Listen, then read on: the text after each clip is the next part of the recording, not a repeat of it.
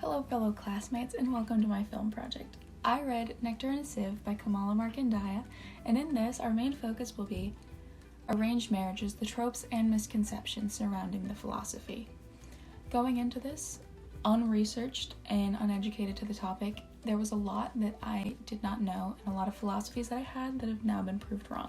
I hope to open your eyes to some of the things that Indian culture and media portrayal has done incorrectly and correctly. And know there's a lot more to it than just what the surface covers. So keep an open mind, and I hope you enjoy. Kamala Markandaya, born Kamala Purnia Taylor, was an Indian novelist and journalist. Her novels and journal articles over the years tackle controversial topics and the hardships of those living in contemporary India, struggling with both Eastern and Western values. Kamala Markandaya defied all social norms in India at the given time. She was never put into an arranged marriage, got a university education, married Bertrand Taylor of England in 1948, had her first and only child, Kim Oliver, in 1952, later released Nectar and a Sieve in 1954. She went on to write dozens of novels, including A Handful of Rice from 1966 and The Nowhere Man in 1972. She later passed away of natural causes in May of 2004. A general synopsis of Nectar and a Sieve takes on the point of view of Rukmani as she battles life in an ever-changing India, from fertility struggles from both her and peers, death of family members, weather patterns, strength and consistent pressure of the outside world and society that they live in, gender norms and tropes surrounding everything that they do.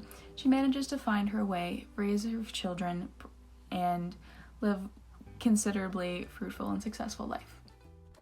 American portrayal of Indian culture has been going on like this for years.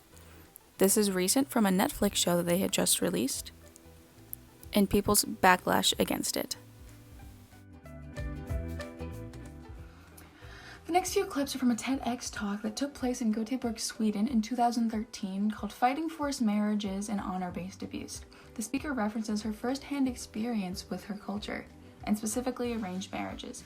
Her family practiced her culture even though they did not live in India.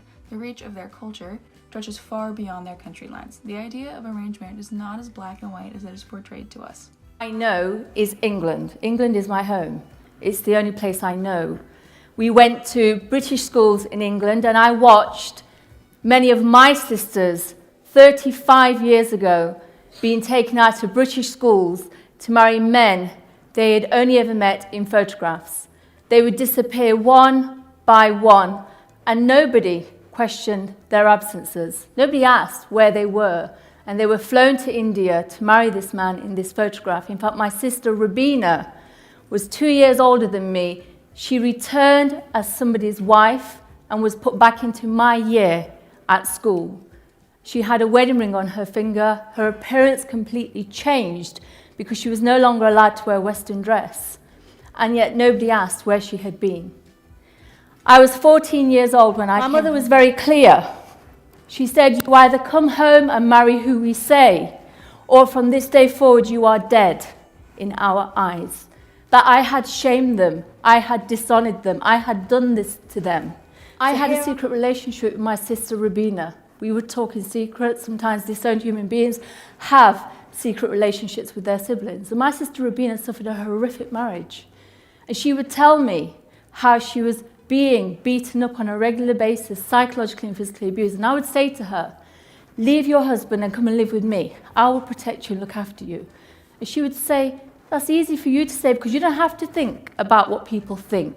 You don't have to think about honor," which translates as izzat, because she was right. I was disowned. So I begged her to speak to my parents, and she did.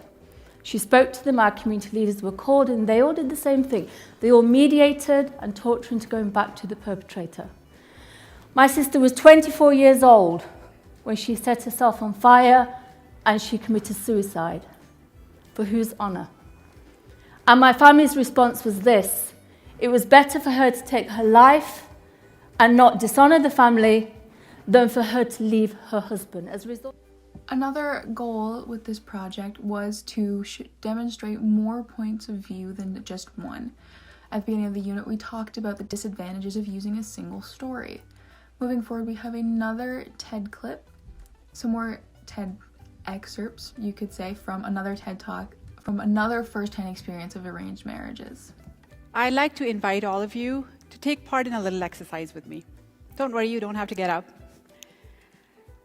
Please close your eyes for a few moments and imagine yourself in a dark box, a confined space with no light, no sound except that of your own breathing, enough air that you can breathe, but not enough that you can breathe freely. You feel trapped, suffocated, and helpless. Now imagine you're going to be in that box forever. That is what abuse feels like. And there was a sign there which had a bunch of questions on it. Do you feel intimidated? Do you feel like you've lost your voice? Do you feel you're always living in fear, walking on eggshells? Do you feel that you cannot express your opinions and your thoughts and feelings? And I answered yes to each and every one of those questions. Come in and make an appointment, it said. So I walk in, make an appointment, and a few days later, I'm sitting across from my counselor, and the floodgates opened. I started pouring my heart out and saying, this is happening to me. I don't know what's going on. Can you please help me figure this out? Can you please help me and shut that voice up that goes on inside my head all the time? Can you tell me how to fix this? And though those are two very sad and tragic experiences with arranged marriages, Kamala Markandeya takes on a more positive turn of events when it comes to arranged marriages.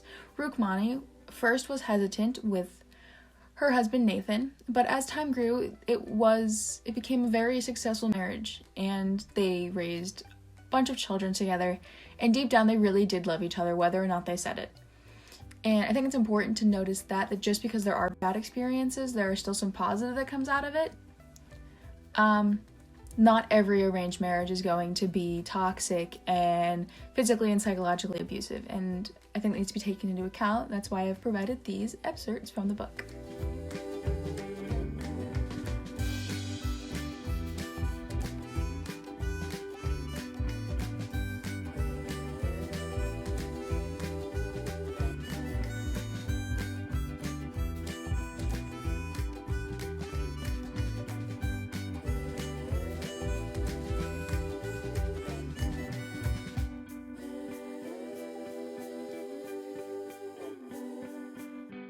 So this brings my film project to an end.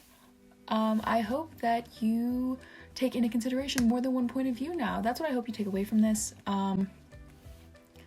That there's always more side to every story, and none of them are wrong, and none of them are right either. It's just that's how the world works. There's always more than one point of view to each story. And I think you should take that into consideration moving forward with everything that you do. Just keep an open mind, and I hope you enjoyed.